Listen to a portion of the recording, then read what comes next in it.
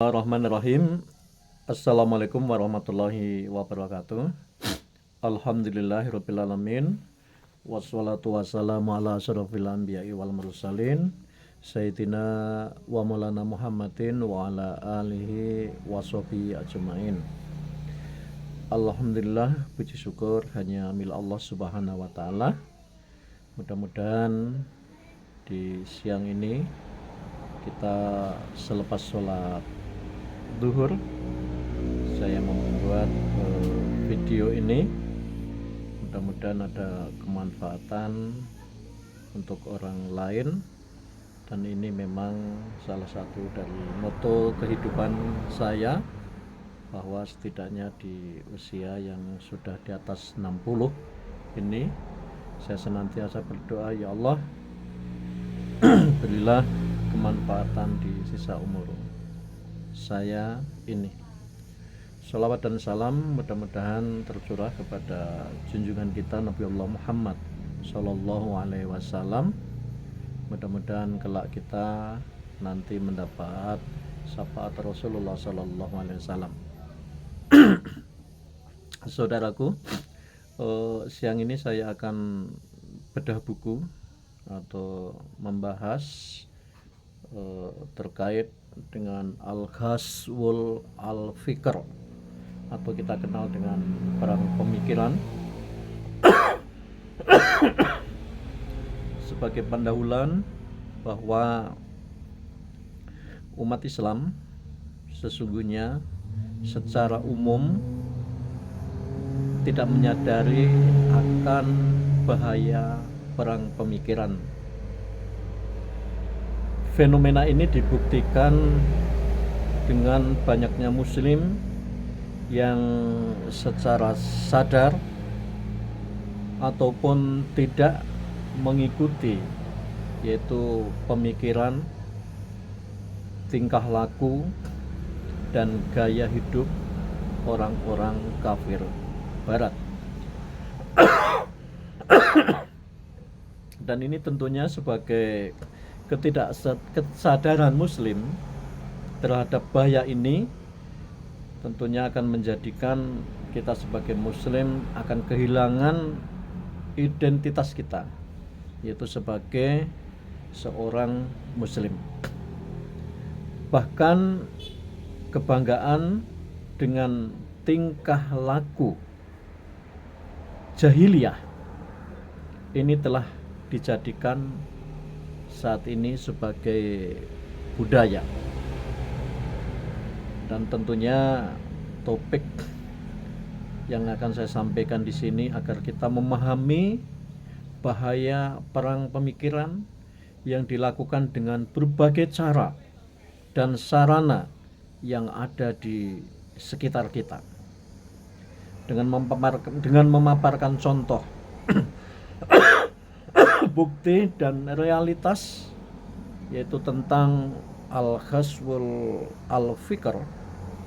Diharapkan muncul kesadaran pada umat Islam sehingga umat mempunyai benteng dan kesadaran untuk memperbaiki diri. Saudaraku, bahwa tentunya pihak kafir yang mengalami dahulu kala, yaitu kekalahan yang beruntun dari pihak Islam selama perang salib, mencari sebuah alternatif untuk, yaitu menghancurkan umat Islam.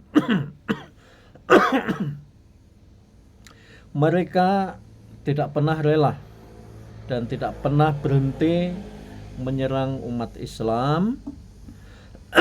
Mohon maaf, ini sambil batuk ya. Jadi sekali lagi, bahwa orang-orang kafir itu tidak rela dan tidak pernah berhenti menyerang hingga umat Islam mengikuti milah mereka. Strategi yang dipilih untuk menghancurkan Islam adalah Al-Ghazwul Al-Fikr. Nah, Al-Ghazwul Al-Fikr adalah serangan pemikiran, budaya,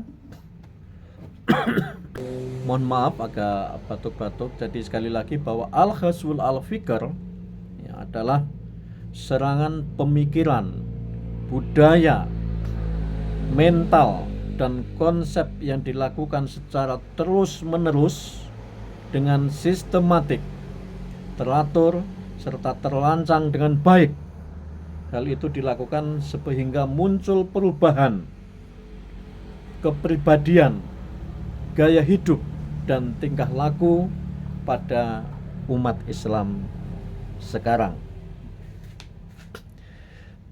Tujuan dari al-ghazwul al-fikr adalah merusak akal, menghancurkan pemikiran, melarutkan kepribadian, dan menjadikan muslim keluar dari agamanya. Usaha ini mulai dilaksanakan sebelum jatuhnya khilafah Islamiyah. Dimulai dengan memutuskan hubungan di antara negeri Islam di bawah khalifah Islamiyah sehingga memunculkan paham yaitu nasionalisme, kekauman, dan kebangsaan. Kebangsaan dan pemisahan agama dan dari negara.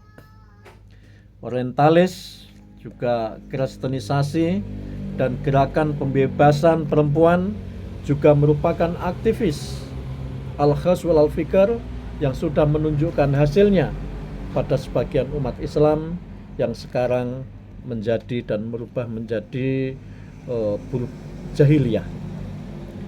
Saudaraku semua yang saya hormati, mohon maaf kalau apa yang saya sampaikan ini saya sebagai pribadi agak kurang fit tentunya ini karena batuk-batuk, tapi mudah-mudahan ini sebagai penambah semangat dalam rangka kita saling mengingatkan di antara kita yang tentunya kita menyadari bahwa pelaku al-ghazwul al-fikr secara umum terdiri dari orang-orang Yahudi, Nasrani, Majusi, musyrikin, munafikin, ateis, dan orang-orang kafir. Atau mereka bisa disebut dengan mustakbirun. Mustakbirun yaitu orang-orang yang sombong dan melampaui batas. Cara yang digunakan untuk mereka menyerang umat Islam sehingga membuat umat Islam lupa kepada identitas aslinya adalah melalui propaganda, pendidikan, pengajaran, buku, media cetak, klub-klub, olahraga, yayasan, lembaga-lembaga, hiburan, film, dan tentunya musik.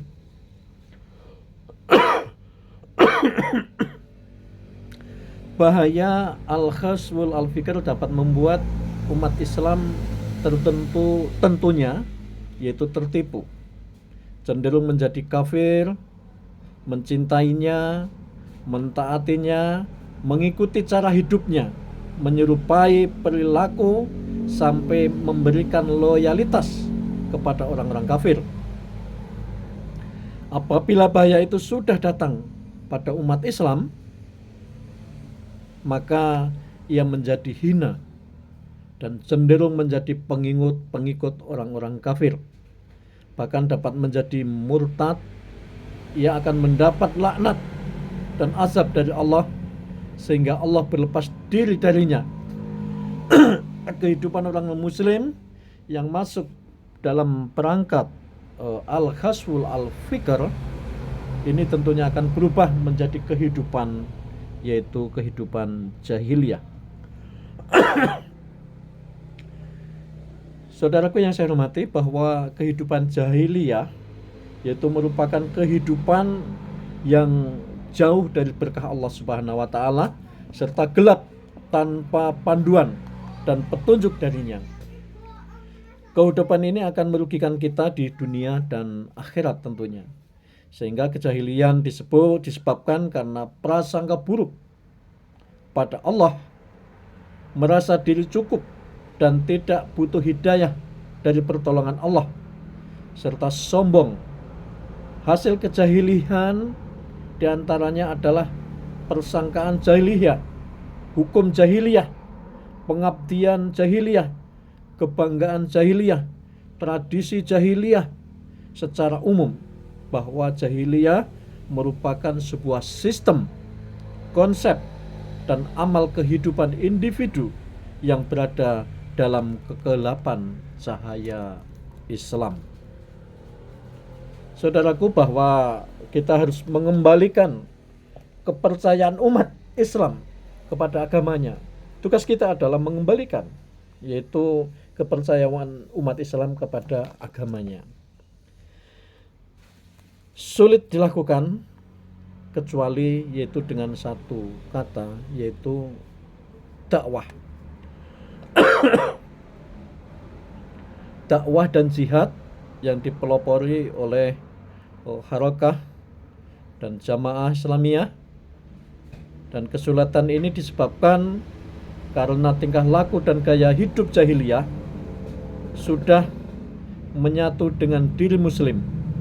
Misalnya perempuan yang berhias dengan make up, pakaian yang mengikuti tren mode, juga kebiasaan tertentu seperti musik serta hiburan yang berlebihan. Padahal aktivis ini seharusnya dihindari dan dijauhkan dari kehidupan muslim. Kesulitan lainnya adalah karena umat Islam telah mengidap penyakit, yaitu cinta dunia dan takut mati. Baik, kita lanjut, yaitu dengan ta'arif al-ghazwul al-fikr, yaitu kita akan memahami apa arti dari perang pemikiran. Sinopsisnya, bahwa kekalahan pihak kafir, khususnya Nasrani, dari umat Islam melalui perang fisik dan senjata pada perang salib dan perang lainnya, menjadikan mereka berpikir mencari jalan lain yang dapat mengalahkan umat Islam. Jalan yang ditempuh itu adalah al-ghazwul al-fikr, yaitu perang pemikiran. Al-ghazwul al-fikr adalah serangan pemikiran secara bertubi-tubi dan tersusun secara sistematik, teratur dan terancang dengan baik, yang dilakukan oleh umat yang kuat terhadap umat yang lemah untuk merubah kepribadiannya sehingga kemudian menjadi pengikut umat yang kuat tersebut. Umat jahiliyah senantiasa memerangi umat Islam.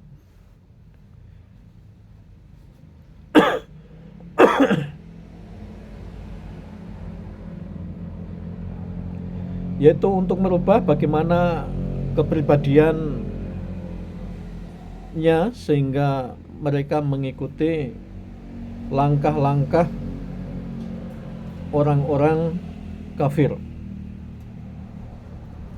Kita memahami bahwa umat Islam kondisi saat ini memang, kalau boleh kita bilang, tingkat kemajuannya, ilmu pengetahuannya juga sangat luar biasa. Namun sungguh bahwa dari perang salib terdahulu, kita belum lahir, yang merupakan sebuah konsep yang di dalamnya dilaksanakan dalam 3 bentuk, yaitu politik, militer, dan ekonomi. Al-ghazwul al-fikr akan menghasilkan berbagai kerusakan di kalangan umat Islam dengan cara merusak akhlak, menghancurkan fikrah, melarutkan pribadi, dan menumbangkan akidah, mengeluarkan muslim dari akidah Islamiyah. Dengan cara tersebut akan dihasilkan yaitu umat yang rusak akhlak dan kepribadiannya, kotor pemikirannya, keluar dari Islam, serta memberikan loyalitas kepada orang kafir. Saudaraku yang saya hormati,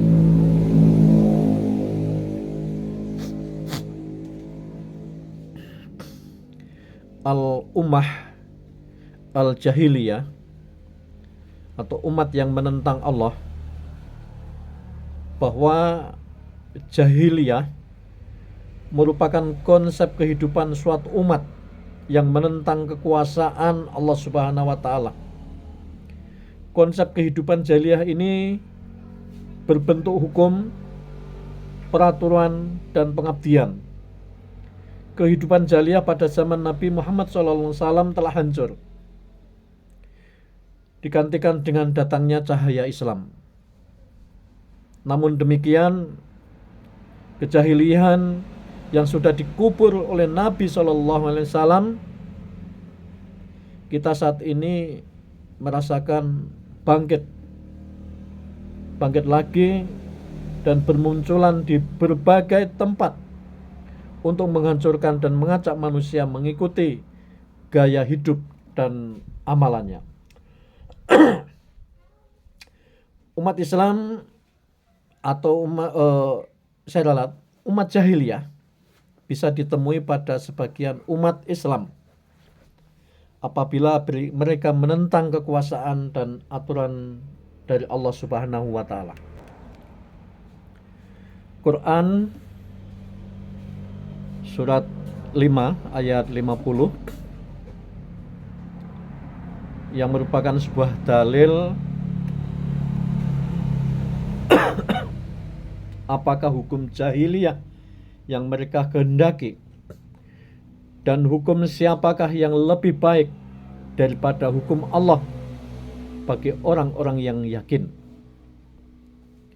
Juga dalil dalam Al-Quran, Quran surat 39 ayat 64, katakanlah wahai Muhammad kepada orang-orang musyrik itu, sesudah jelas dalil-dalil keesaan Allah yang demikian, patutkah kamu menyuruhku menyembah selain Allah, hai orang-orang yang tidak berpengetahuan. Juga dalam hadis Rasulullah SAW, At-Tabrani meriwayatkan dari Ibnu Abbas bahwa Rasulullah SAW bersabda, manusia yang paling dibenci Allah Azza wa Jalla ialah orang yang menghendaki tradisi jahiliyah dan menuntut darah orang lain tanpa hak untuk menumpahkan darahnya. Hadis riwayat Bukhari. Kedua, al-Ghazwah, yaitu perang. Umat jahiliyah melakukan peperangan kepada umat Islam melalui berbagai cara, diantaranya melalui politik, militer, dan ekonomi.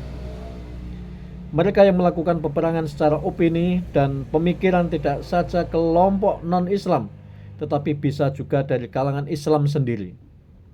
Biasanya ciri mereka adalah yang tidak menginginkan Islam tegak secara substansial. Walaupun secara status keislaman mereka tidak begitu mempedulikan.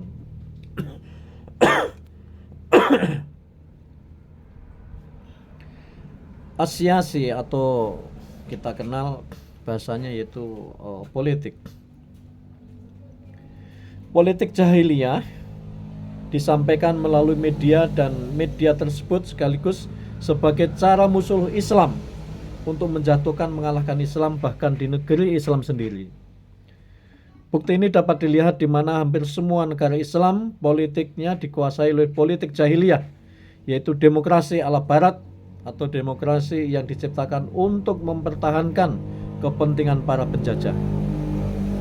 Hal ini membuat hampir setiap muslim dengan politik demokrasinya dijajah dan dikuasai oleh musuh Islam, khususnya musuh dari luar negara yang dijalankan oleh pengekor lokal. Mereka senantiasa membuat makar untuk menghancurkan Islam. Namun bagaimanapun, makar Allah yang baik dan Islam pasti menang. Dalilnya adalah Quran surat 6 ayat 123, dan demikianlah kami adakan dalam tiap-tiap negeri penjahat-penjahat terbesar agar mereka melakukan tipu daya di negeri itu dan mereka tidak memperdayakan selain dirinya sendiri. karena merekalah yang akan menerima akibatnya yang buruk, sedang mereka tidak menyadari. Juga dalam ayat yang lain, masih dalam Quran surat yang ke-6 ayat 137, dan demikian pemimpin-pemimpin mereka telah menjadikan kebanyakan dari orang-orang yang musyrik itu memandang baik membunuh anak-anak mereka untuk membinasakan mereka dan untuk mengaburkan bagi mereka agamanya. Dan kalau Allah menghendaki niscaya mereka tidak mengerjakannya, maka tinggalkanlah mereka dan apa yang mereka adakan. Dalam hadis Rasulullah SAW dari Abdullah bin Umar radhiyallahu an berkata, aku telah mendengar Rasulullah SAW bersabda, tiap kamu adalah pemimpin dan masing-masing bertanggung jawab atas kepemimpinannya. Seorang imam atau pemimpin adalah pemelihara dan bertanggung jawab atas kepemimpinannya. Perempuan istri adalah pemimpin dalam rumah suaminya dan bertanggung jawab atas kepemimpinannya. Pembantu adalah pemimpin atas harta tuannya dan bertanggung jawab atas kepemimpinannya. Ibnu Umar berkata, aku kira Rasulullah SAW juga berkata, dan seorang anak laki-laki adalah pemimpin atas harta bapaknya dan bertanggung jawab atas kepemimpinannya. Dan setiap kamu adalah pemimpin dan bertanggung jawab atas kepemimpinannya. Hadis ini diriwayatkan oleh Bukhari, Muslim, dan Tirmidzi. Juga dari hadis dari Abu Sa'ad Al-Khudri radhiyallahu an telah berkata, aku mendengar Rasulullah SAW bersabda, barang siapa di antara kamu melihat kemungkaran, maka hendaklah ia mengubah dengan tangannya. Jika ia tidak sanggup, maka dengan lidahnya. Jika ia tidak sanggup pula, maka dengan hatinya. Dan itulah selemah-lemahnya iman. Hadis riwayat Muslim. Hadis selanjutnya dari Ibnu Umar radhiyallahu an dan Rasulullah SAW, beliau bersabda, seorang muslim wajib mendengar dan taat kepada penguasa terhadap segala sesuatu urusan yang disukai maupun tidak ia sukai, selama tidak diperintah untuk bermaksiat. Jika diperintah untuk bermaksiat, maka tidak lagi mendengar dan taat. Hadis riwayat Bukhari dan Muslim. Juga hadis dari Anas radhiyallahu an bahwa Rasulullah SAW bersabda, dengarlah dan taatlah kepada penguasa meskipun kamu diperintah oleh budak Habsi yang rambutnya bagaikan kismis. Hadis riwayat Bukhari. Juga hadis Ibnu Jarir meriwayatkan dari Abu Hurairah radhiyallahu an bahwa Rasulullah SAW bersabda, kamu akan dipimpin oleh beberapa pemimpin sepeninggalku. Kamu akan dipimpin oleh orang bajik dengan kebajikannya, dan oleh orang bejat dengan kebejatannya. Dengar dan taatilah segala perkara yang sesuai dengan kebenaran. Salatlah di belakang mereka. Jika mereka baik, maka kebaikannya bagi kamu dan bagi mereka. Jika mereka buruk, maka kebaikannya untuk kamu dan keburukannya untuk mereka. Ada juga hadis dari Abu Hurairah radhiyallahu an bahwa Rasulullah SAW bersabda, barang siapa menaatiku, maka dia menaati Allah Subhanahu wa taala. Barang siapa mendurhakaiku, maka ia mendurhakai Allah Subhanahu wa taala. Barang siapa mentaati amirku, maka dia mentaatiku. Barang siapa yang mendurhakaiku, amirku, maka ia mendurhakaiku.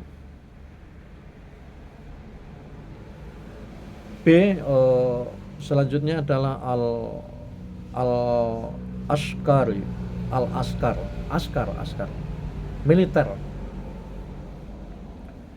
Militer yang dibentuk untuk mendukung kejahilian merupakan kekuatan utama di setiap negara di dunia ini. Tetapi yang disayangkan, hampir setiap militer negara Islam berada di bawah bimbingan musuh Islam. Bahkan segala fasilitas senjata, training, dan keperluan militer lainnya disediakan oleh mereka. Negara Islam tidak menyadari bahwa mereka adalah musuh Islam. Militer jahiliyah tidak mengikuti aturan Islam baik dari segi peraturan perang, tujuan, serta cara berperang. Mereka membunuh perempuan, anak-anak, orang tua, dan siapa saja secara kejam, melarang bantuan obat-obatan, dan sebagainya. Sifat tentara-tentaranya juga menunjukkan keganasan akhlak serta kerusakan mental dan jiwa mereka. Dan ini kita amati atau kita melihat bagaimana saudara-saudara kita terutama di Palestina, di mana kita memahami dari tahun 2023 yang lalu sampai sekarang sudah hampir 40-an ribu para syuhada yang telah meninggal oleh keganasan Israel, Zionis Israel. Itu yang diperkirakan yang meninggal, belum yang sakit di rumah-rumah sakit. Tentunya lebih banyak lagi, ya, sekitar hampir 70-80 ribu orang. Genosid ini tentunya menjadi keprihatinan dunia Islam, walaupun ada beberapa negara Islam sendiri kadang tidak peduli, dan Indonesia sebagai negara yang tentunya dalam Undang-Undang Dasar 45 bahwa Indonesia ambil bagian dari bagaimana supaya kekejaman dan kekerasan di dunia ini kita menolak, dan ini sudah kita lakukan sering, itu dengan demo-demo anti Israel, atau mungkin kalau sekarang banyak boykot produk-produk Israel, yang kesemuanya itu bermuara dari Al-Ghazwul Al-Fikr ini. Maka untuk itu kita sebagai pribadi muslim atau seorang muslim, selepas sholat kita mendoakan saudara-saudara kita di Palestina. Mereka berjuang begitu luar biasa untuk bisa bertahan hidup di kondisi yang sangat memprihatinkan, yang sesungguhnya mereka ini jihad mempertahankan tanah air. Maka ada sebagian orang-orang kita, kadang orang muslim, sinis terhadap kondisi saudara kita di Palestina. Kita memahami betul bahwa kenapa kita harus peduli kepada Palestina. Jelas dalam Al-Quran, dalam surat Al-Isra, dalam ayat tersebut bahwa Rasulullah SAW diperjalankan dari Masjidil Haram ilal Masjidil Aqsa. Al-Aqsa ini itu salah satu masjid di Palestina, di mana dari masjid inilah Rasulullah SAW diisrakan, yang intinya adalah Rasulullah SAW menerima perintah untuk menjalankan sholat. Dan sholat 5 waktu yang kita lakukan ini tentunya sejarahnya tidak terlepas dari perjalanan Rasulullah SAW. Jadi saya berharap kepada saudara-saudaraku muslim yang tentunya harus ada sebuah kepedulian, dan kepedulian yang kita harapkan adalah kita setidaknya mendoakan. Kalau kita tidak bisa membantu secara materi, maka dengan doa. Banyak tentunya di negeri ini yang menggalang bantuan-bantuan untuk ke Palestina. Semoga saudara-saudara kita di Palestina sabar menerima kondisi di mana Allah memang sekarang sedang mentakdirkan mereka harus berjuang. Sungguh mereka sesungguhnya adalah tidak menginginkan kepada kita ini, tetapi setidaknya kita sebagai seorang muslim ada sebuah kepedulian. Kita amati bagaimana perang di Palestina ini meluluh lantakkan semua infrastruktur, tempat-tempat yang strategis, dan banyak dari warga-warga sipil, ibu-ibu, anak-anak yang dibunuh dengan sangat kejam. Tapi yakinlah kita memahami bahwa pada saatnya nanti Palestina akan dimenangkan oleh Allah Subhanahu wa taala. Maka di dalam takrif atau materi yang saya sampaikan di awal tadi, bahwa saya sangat prihatin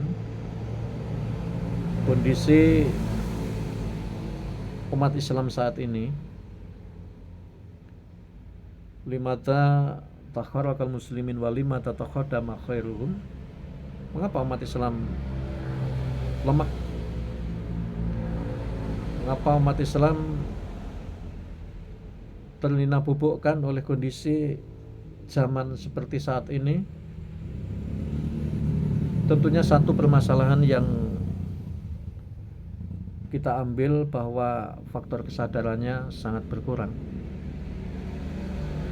Kondisi di beberapa daerah di masyarakat kita, ya tentunya tidak semuanya, tetapi saya mengambil contoh di wilayah kami sendiri juga kita rasakan giroh semangat untuk terutama sholat berjamaah ini memang sangat berat. Sesungguhnya di dalam adzan itu sendiri kan kita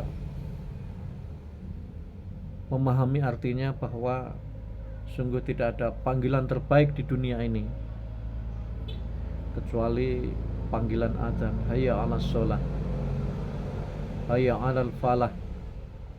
Dalam panggilan sholat, hayya 'alal falah, ayo kita menuju ke sebuah kemenangan.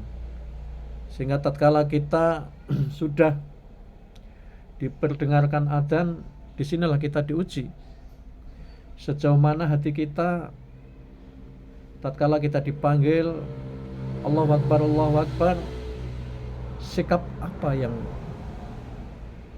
ada di dalam diri kita.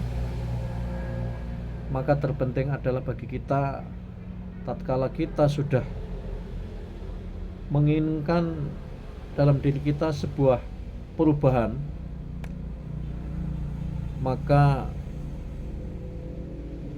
ada di dalam Al-Quran,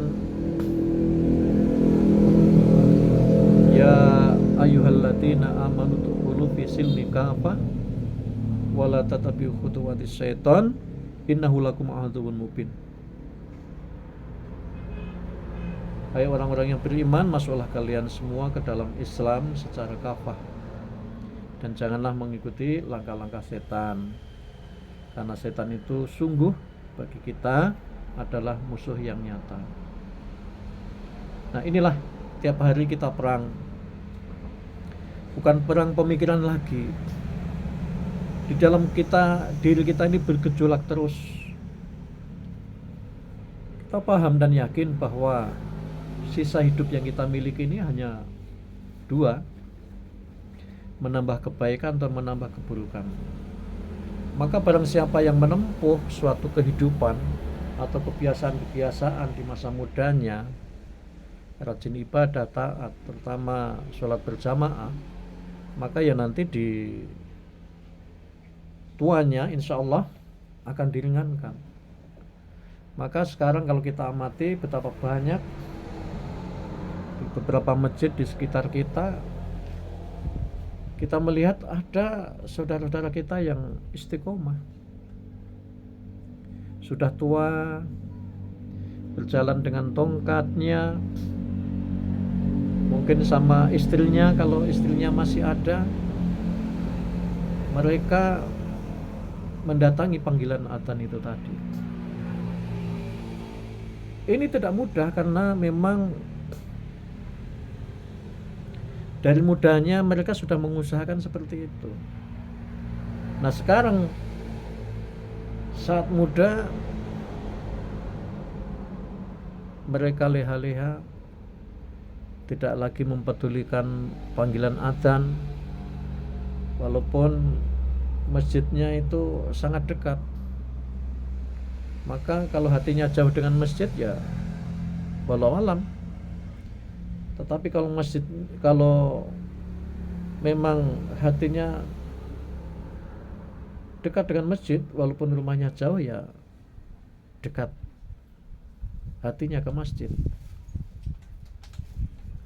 Maka faktor kesadaran inilah yang harus dibangun dari materi al-ghazw al-fikr ini, bahwa orang-orang kafir mereka tidak rela kalau kita umat Islam ini benar-benar menjalankan keislamannya ini secara taat. Maka untuk itu, mari saudara-saudaraku, di usia saat ini saya pribadi yang sudah masuk di angka 6 ini, ingin tentunya bagaimana selalu untuk memperbaiki diri, dan dalam doa dalam sisa hidup ini mudah-mudahan ada kemanfaatan untuk orang lain. Maka faktor kesadaran ini harus dibangun, faktor kesadaran ini harus kita jaga, sehingga sebagai jiwa pribadi seorang muslim, dimanapun keadaannya, kondisinya, maka tatkala dipanggil hayya 'alas shalah, ya tentunya tidak ada kata lain di dalam hatinya untuk mensegerakan memenuhi panggilan itu. Dan kalau hal ini sudah menjadi sebuah kebiasaan, maka ini tidak akan menjadi sebuah beban. Tidak menjadi sebuah beban, karena apa? Ya, waktu ini oleh Allah Subhanahu wa taala sudah diatur oleh Allah, sehingga kita yang harus mengatur waktu, bukan waktu yang harus mengatur kita. Sehingga sering kita dapati atau di beberapa perkantoran yang dekat masjid atau tempat perdagangan, kalau mereka orang-orang yang sungguh-sungguh benar-benar keimanannya dan tidak terganggu hanya urusan dunia, ya mereka penuhi panggilan adzan itu. Tapi tidak sedikit tempat kerja mereka di samping masjid, dekat masjid, selalu rame. Tapi saat dipanggil adzan nggak ada yang nongol, nggak ada yang datang, tidak ada yang memenuhi panggilan. Mereka itu siapa? Mereka ya saudara-saudara kita. Cara mengingatkan apa? Sudah kita ingatkan dengan azan itu. Karena tidak ada di dunia ini sebuah panggilan yang baik. Panggilan yang terbaik adalah yaitu hayya 'alas shalah. Maka mudah-mudahan kita dijauhkan dari sifat malas. Salah satunya adalah kita berdoa kepada Allah, mudah-mudahan rezeki yang kita makan adalah rezeki yang halal. Karena dengan rezeki yang halal ini akan menguatkan hati kita, yaitu tatkala kita mendengar azan dan tentunya kita bersegera untuk memenuhi panggilannya. Nah, saudaraku semuanya yang saya hormati, masih banyak sesungguhnya hal-hal yang ingin saya sampaikan dalam materi ini. Setidaknya materi Al-Ghazwul Al-Fikr atau perang pemikiran ini menjadi sebuah keprihatinan kita semua, terutama kepada generasi-generasi anak-anak kita. Kita memahami betul bahwa dalam Al-Quran Allah firmankan, ku anfusakum wa ahlikum nara, jagalah dirimu dan keluargamu dari api neraka. Sungguh yang ingin masuk ke surga itu ya tidak hanya kita sebagai orang tua, tapi anak-anak kita. Dan kita pahami betul kadang doa kita sebagai orang tua kadang tidak nyambung, karena orang tuanya berdoa tapi anaknya tidak berdoa, karena anaknya tidak sholat, anak-anak tidak diperhatikan sholatnya. Sehingga apa? Sarana untuk mendoakan kita sebagai orang tua adalah ya kalau anak-anaknya sholat. Kalau anak-anaknya tidak sholat, ya kira-kira kita mendapat doa enggak dari anak-anak kita? Doa yang nyambung itu yaitu anak-anaknya sholat, mendoakan orang tuanya juga sholat, mendoakan anaknya, dan ini nyambung tentunya. Dan di era saat ini, atau kita amati atau saya amati di beberapa tahun ini, ya, terakhir di bulan Ramadan kemarin, di beberapa masjid, mungkin di lingkungan kita, ini jarang kita temukan kadang anak-anak muda, anak-anak remaja. Nah, mereka itu ada di mana kadang kita sebagai orang tua tidak peduli, ya. Karena orang tua sendiri ini juga luar biasa di bulan Ramadan ini full, ya, sholat berjamaahnya full, ya. Sholat berjamaahnya full di masjid, taraweh, isya, ya. Tetapi selepas bulan Ramadan ya kita dapati lagi jamaah ya hanya beberapa orang saja, bukan shaf. Shafnya ya di depan, ya, tapi hanya beberapa orang saja. Dan ini kondisi yang kita amati sekarang seperti ini. Maka saya berharap kepada orang-orang tua yang tentunya menginginkan anaknya ada sebuah perubahan, maka mulai sekarang kita ajak, kita arahkan. Dan ini tentunya adalah bagaimana peran masjid, ya, peran masjid di lingkungan kita ini, ya, takmirnya atau yang kita tunjuk sebagai ketua, ya, yang kita tuakan, ini bisa bagaimana beradaptasi dengan jamaah dan mempunyai konsep-konsep yang bagus, bagaimana agar anak-anak ini rindu kepada masjid. Sehingga kalau kita amati ya bentuk rutinitas ini kadang apa bedanya, ya.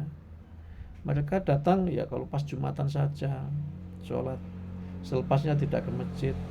Atau bahkan setahun sekali pas Idul Fitri atau ada Idul Adha, itu umat Islam ramai sekali.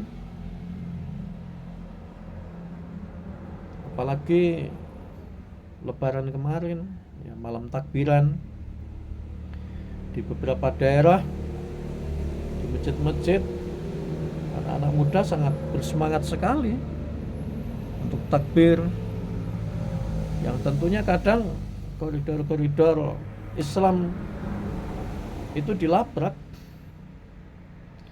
dengan adanya hal-hal yang tidak ada hubungannya dengan Islam itu sendiri. Mereka keraskan musik-musik, tadi sudah saya singgung. Bahkan cenderung lagi ada patung-patung atau gambar-gambar yang menyertai, seolah-olah menjadikan sebuah identitas. Padahal mereka, anak-anak kita ini tadi, kalau kita amati mungkin ya bukan ahli berjamaah,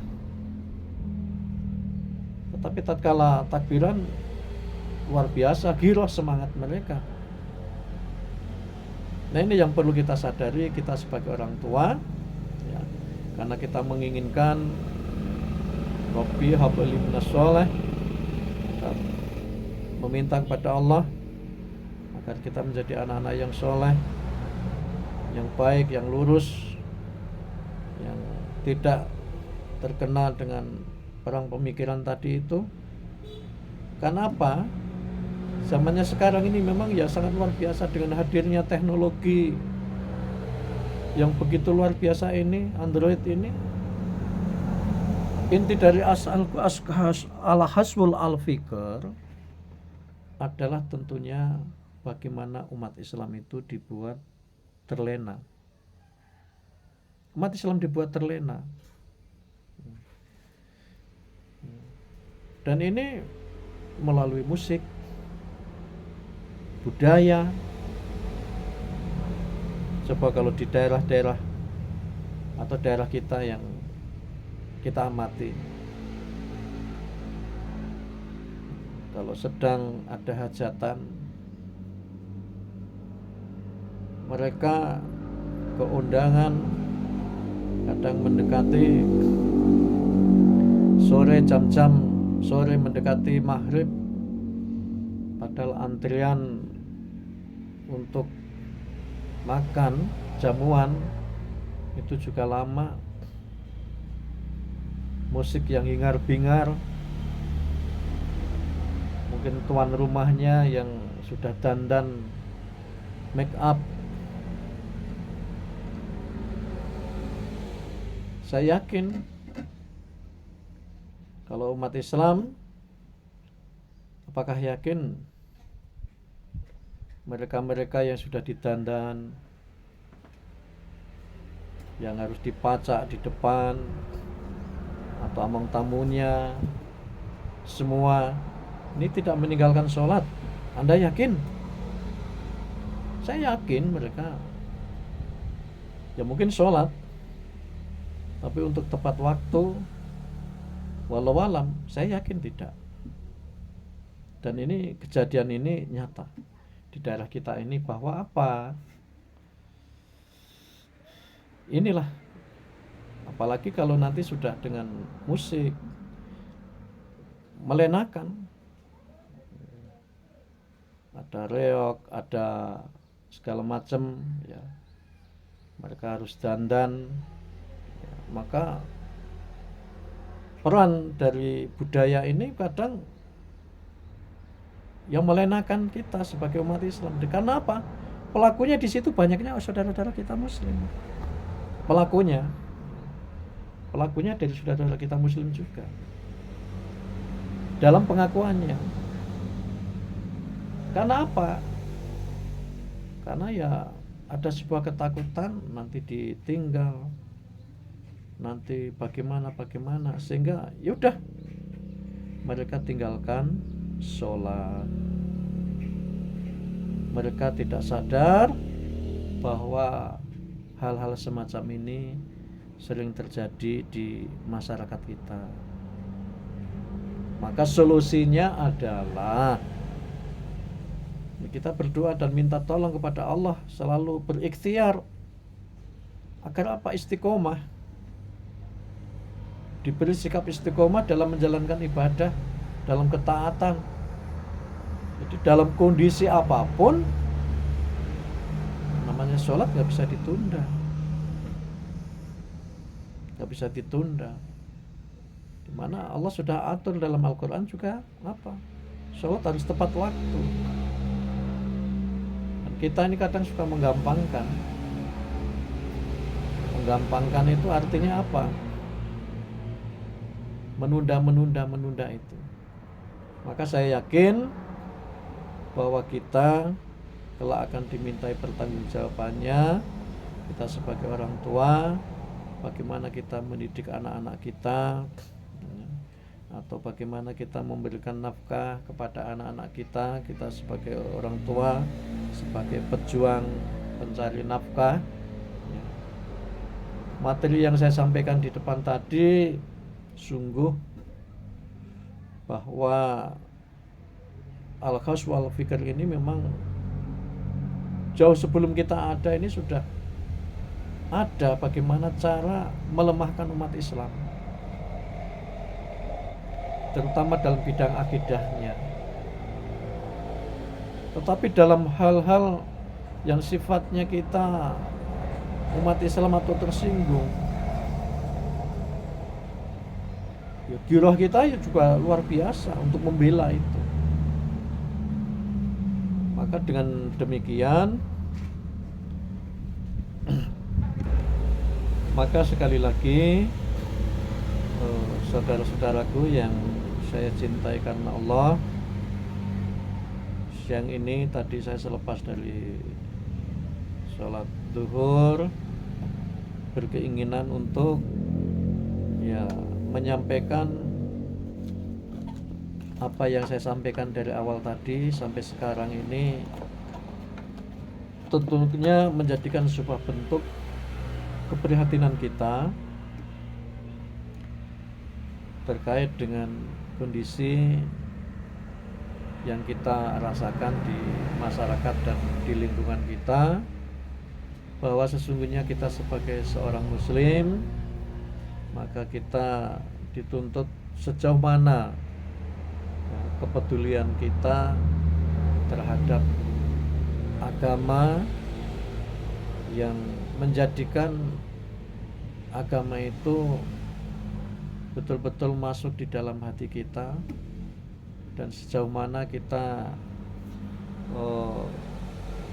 menikmati indahnya atau merasakan di dalam agama ini.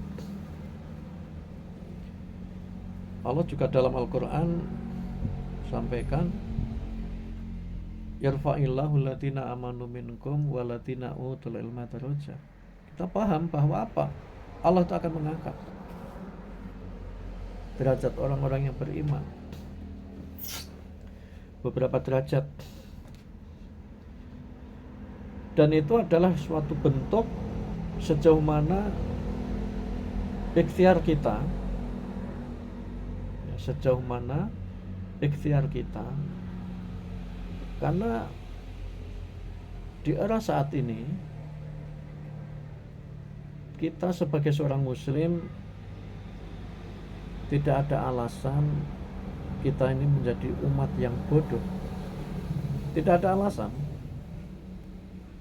Tidak ada alasan kita sebagai umat Islam menjadi umat yang bodoh. Karena apa? Karena ilmu Allah Subhanahu wa Ta'ala sudah dibukakan.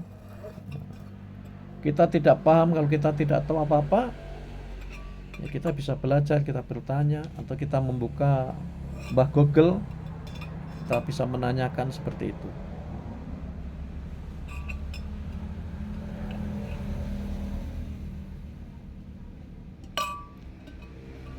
Maka marilah kita membuat sebuah komitmen terhadap diri kita, yang sesungguhnya komitmen ini harus kita jalani dengan benar. Kalau kita sering mendengarkan bahwa hari ini lebih baik daripada hari esok, daripada hari kemarin, ya, kita selalu berjuang. Ya mudah-mudahan hari ini lebih baik dari hari kemarin, dan besoknya juga begitu. Maka salah satunya adalah kita harus mempunyai amalan-amalan yang tentunya menjadikan favorit kita, dan itu harus ada di dalam diri kita. Bukankah Allah sendiri sudah menyampaikan bahwa apa tujuan kita ini diciptakan oleh Allah Subhanahu wa taala? Ya tidak lain, wa ma khalaqtul jinna wal insa illa liya'budun. Ya kita hanya untuk mengabdi pada Allah. Sisa usia kita atau umur yang kita miliki ini sesungguhnya ada peribahasa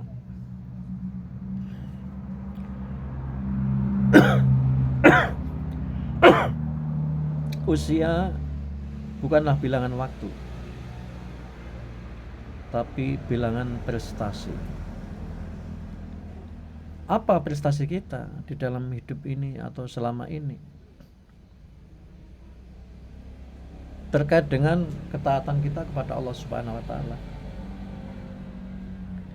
Maka sama Allah Subhanahu wa taala sesungguhnya memberikan waktu kepada kita sehari semalam 24 jam. Sama. Kita mempunyai waktu yang sama. Tetapi optimalisasi waktu itulah yang membedakan di antara kita. Maka kalau kita bicara umur itu bukan bilangan waktu. Ya. Berapa banyak usia kita? Tapi ya bilangan apa? Ya bilangan yang saya sampaikan tadi, bilangan prestasi. Prestasinya apa? Kalau kita diberikan sama tadi waktu 24 jam, mainnya, HP-nya, senda guraunya, musiknya, tidurnya, bincang-bincang yang tidak ada artinya, berapa banyak waktu yang kita manfaatkan sia-sia. Sedangkan untuk ibadah, berapa lama sesungguhnya kita ibadah?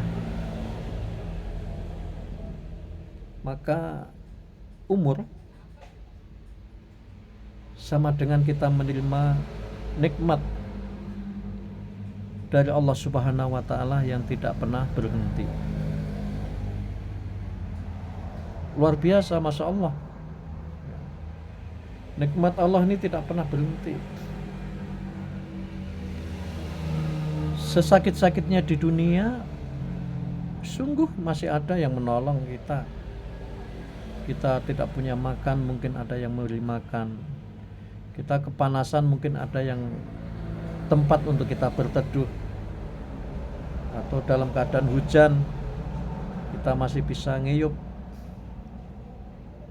Kita tidak punya baju, mungkin ada yang ngasih. Kita sakit, mungkin ada kendaraan yang mengantar kita ke rumah sakit. Ini kehidupan di dunia. Masih ada kepedulian dari saudara-saudara kita atau bukan saudara kita kalau melihat penderitaan kita. Contoh, kebetulan kita umpamanya safar atau perjalanan di suatu jalan bukan wilayah kita, bukan daerah kita, ya. Nah, kita terjadi kecelakaan umpamanya. Maka di situ ada kepedulian. Mungkin ada yang menghubungi keluarganya, ada yang mengantarkan, ya. Kita sakit ini masih ada ambulan yang mengantarkan kita, ada mobil yang mengantarkan kita. Tapi saudaraku, di akhirat kelak tidak ada yang akan membantu kita kecuali apa? Kecuali amal terbaik, kebaikan kita.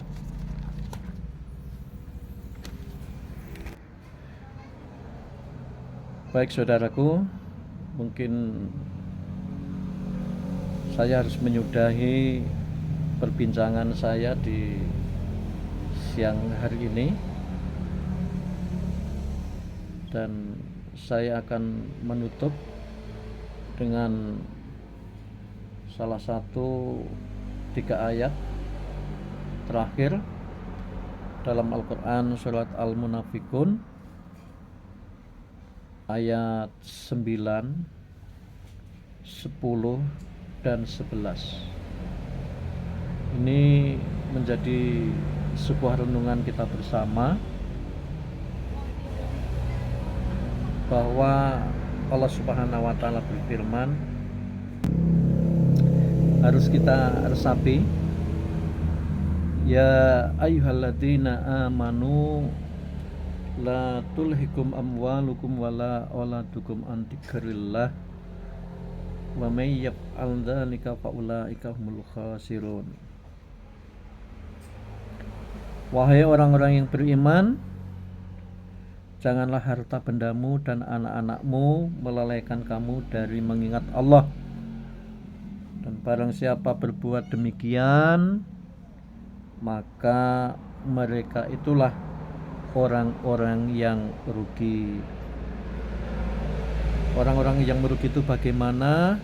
Wa anfiqu mimma razaqnakum min qabli ayati ahadakumul maut fayaqula rabbi laula akhartani ila ajalin qarib. Maka infakkanlah sebagian dari apa yang telah kami berikan kepadamu sebelum kematian datang kepada salah seorang di antara kita, di antara kamu atau di antara kita ini. Siapa? Ya bisa orang tua kita, bapak simbok kita, anak-anak kita, istri kita, ya saudara-saudara kita.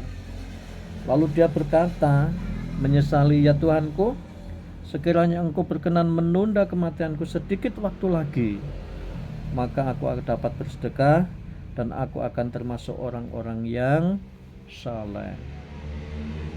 Ini adalah ucapan orang-orang yang menyesal kelak nanti di akhirat, minta dihidupkan kembali, ingin berbuat baik, ingin beramal.